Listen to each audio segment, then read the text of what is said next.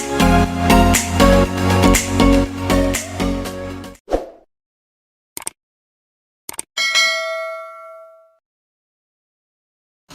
guest for today is Miss Jacqueline Prodigal. She is a senior director of Life Way, pioneering member in 2018, with a BS Psychology UST graduate in 1985, licensed real estate broker, past president in 2007 of Film Life Groups Master, 20 years insurance agent and financial planner, freelance management consultant, training facilitator, events coordinator and host, LGN program director, and intercessor in prayer life. Let's welcome our guest, Miss Jat Rabago. Hi! Hello! How are you? Ano nang mga pinagkabalan mo sa buhay? Well, maraming nangyari sa buhay ko. Some are exciting, some are really depressing, but overall, God has been so good to me in the last 7 years, of going through adversities and afflictions. And it really, it worked to make me a better person, and God turned things around for my own good. So before that realization, no, syempre habang you are going through that process na sobrang yung mga adversities na dumadaan sa buhay mo, syempre nagkakaroon ka rin ng mga depression. Oh yes. Paano mo manage? Before this thing happened in my life right now, that I look younger and looking vibrant, is like I've been through a lot of, as I've said earlier, health challenges and also like financial difficulties and all that. And how did I manage it? Number one is Before that, kwento mo nga ako doon sa yung marami mong naging illness, diba? Yes. Ano ba yung Actually, it started way back in parang rare ba yun? Rare? 2010 when I was diagnosed by a rheumatologist, yung fibromyalgia.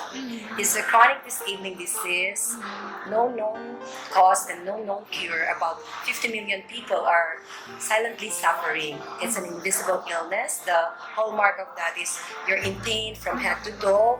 You are into depression bouts. Okay, and Para ma-educate natin din. yes, in fact, I was the first one in the Philippines who came out on television way back in 2012 talking about fibromyalgia. It was something new in the medical industry at that time, and even doctors are not really quite familiar with that. It was only like 3 years ago that it was declared by the U.S.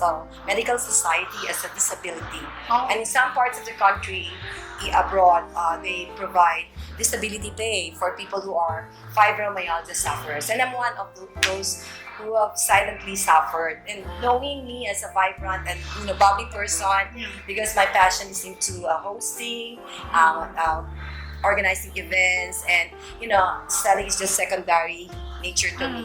But basically, I'm somebody who's really, always wanting to make people happy by hosting events. And you have witnessed that every time you have Christmas party in your office, I'm invited to be the MC, and it's really a privilege for me to be part of your events in the last 20 years. Yes, and you are very good at it. Thank you very much. Thank you.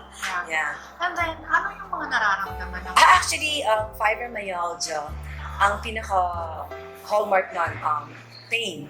You live in chronic pains for no reason at all. At the time, my skin are so sensitive. Even the kiss and hugs of my children, I have to push them away because it's so painful.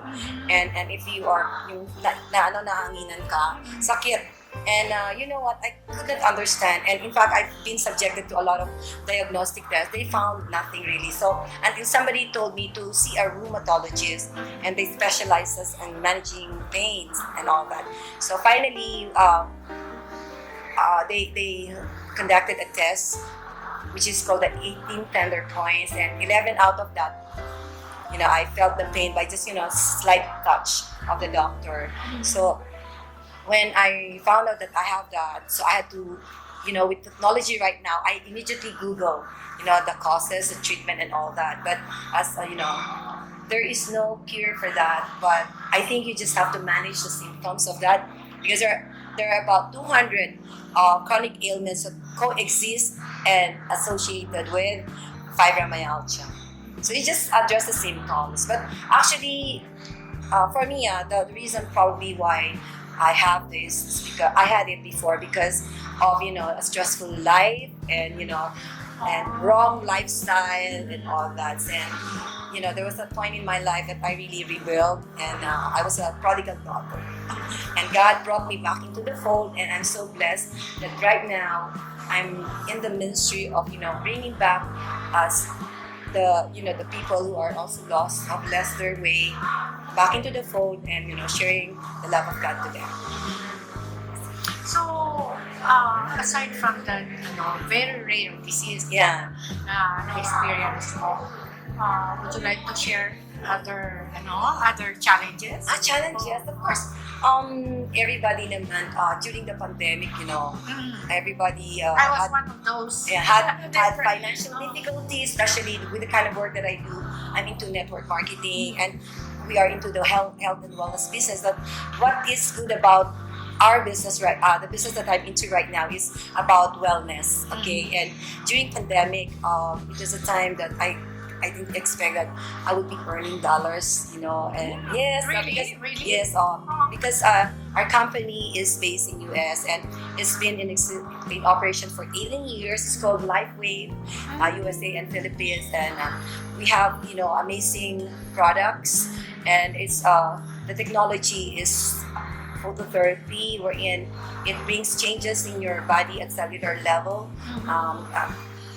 Our founder and CEO inventor David Schmidt came up with drug-free method of increasing energy and stamina way back in 2002, and then it was launched and in the global market in 2004, and up to now our global markets and distribution centers are growing. We have business centers in Taiwan, Philippines, Japan, and US, Ireland, Malaysia, and Thailand. And coming up will be next year, Korea will be open to the globally.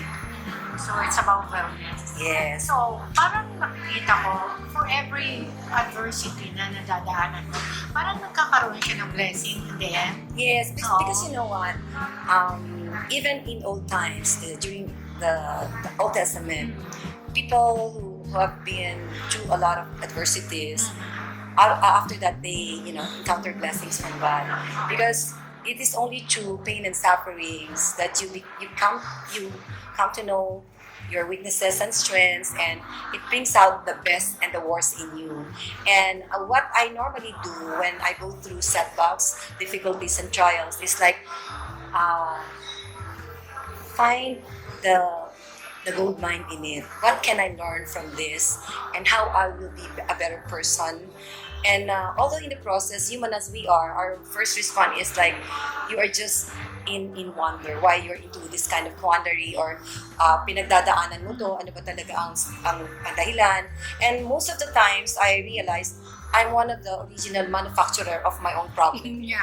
Diba? Minsan, denial tayo na hindi natin kasalanan. But in the process, it's either out of yung innocence, ignorance. Sabi nga, people perish because of ignorance. And sometimes because of our, being so over self-confident, strong-willed, especially women, nowadays, they juggle so many roles, and especially for somebody like me who've been through a lot, na I have to make a living for during the younger days of my children, and that really opened me to a lot of vulnerable situations, and those circumstances humbled me and really changed me as a person, and really hit me to the core of my being.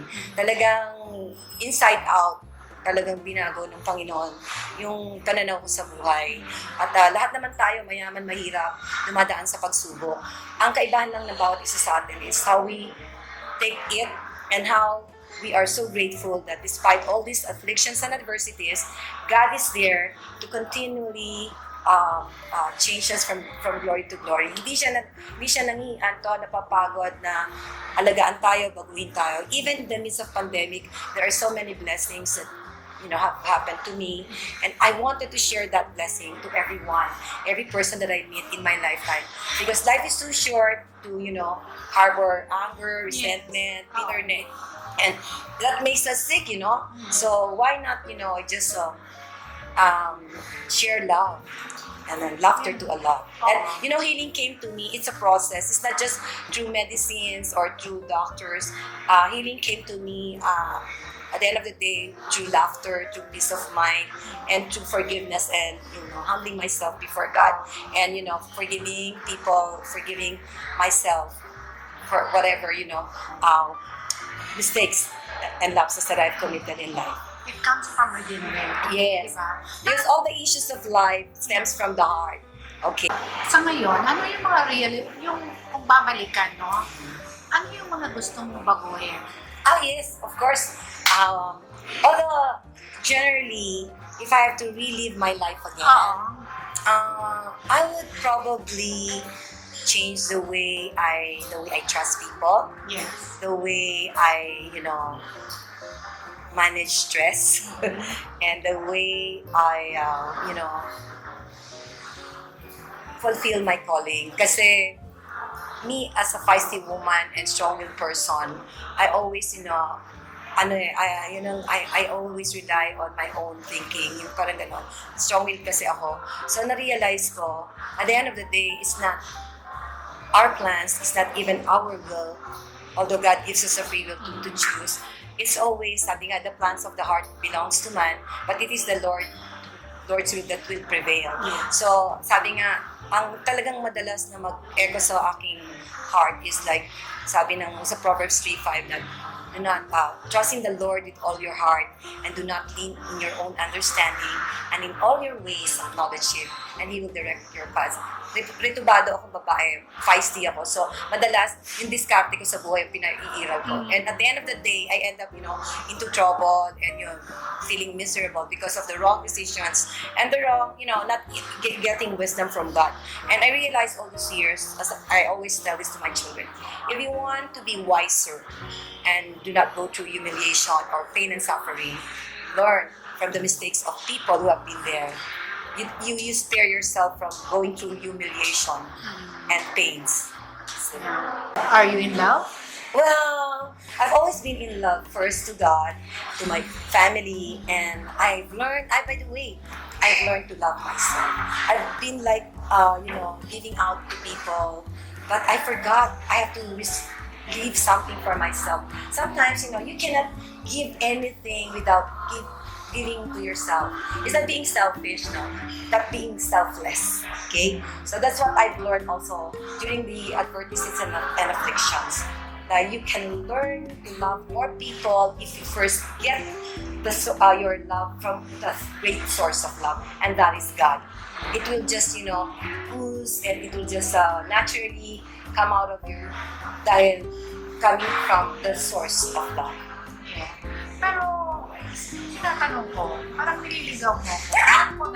Alam ko na talagang number one si God sa atin, Yes. no? What about the love life? Well, actually, to be honest with you, hindi naman ako kasi, you know me, very transparent ako. Well, of course, I've been through a lot of, problems sa relationship, and I've been separated for 17 years, but after praying for 10 years for the family to be restored, and we're all together now in one room. Yeah. Really? Yes, Really? yes. So But happy for I'm you.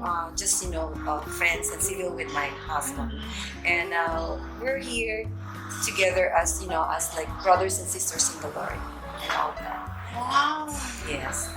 So happy for you. But Your family. you know what?